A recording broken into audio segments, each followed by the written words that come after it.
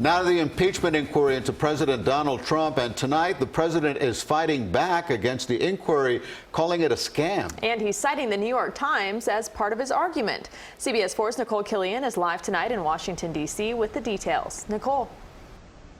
Well, Elliot, in Rutabaga today was really supposed to be about the president of Finland, who was visiting here at the White House today, but instead all things turned back to Ukraine and this political storm that's enveloped the president. He said it's like wearing a suit every day.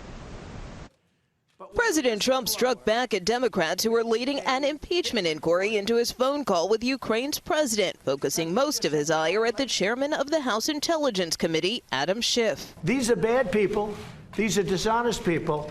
And when the American people find out what happened, it's going to be a great day. The president responded to a report Schiff's committee learned of the whistleblower's complaint before he filed the report. I think it's a scandal that he knew before. I go a step further. I think he probably helped write it. The committee says it referred the whistleblower to the inspector general. Meanwhile, Schiff says the White House can expect a subpoena soon for documents related to the Ukraine call. We are concerned that the White House will attempt to stonewall our investigation, much as they have stonewalled other committees in the past. He says White House stonewalling will be considered obstruction of Congress. That if they are going to prevent witnesses from coming forward to testify on the allegations in the whistleblower complaint, that will create an adverse inference that those allegations are in fact correct.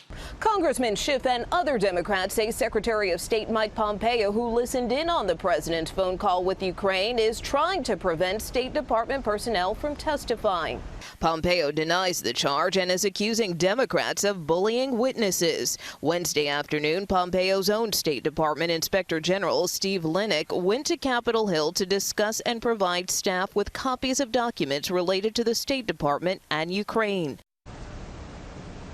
Now, that briefing has just wrapped up with some lawmakers describing it as a little weird and a distraction. In the meantime, getting back to the president's remarks, he also chided House Democratic Speaker Nancy Pelosi, saying that she hands out subpoenas like cookies, and he went after Joe Biden again, calling him and his son stone cold crooked. Late today, Biden responded saying that there's zero evidence of the accusations that the president is making against him. Live tonight from the White House, Nicole Killian, CBS 4 News. Nicole, thank you very much.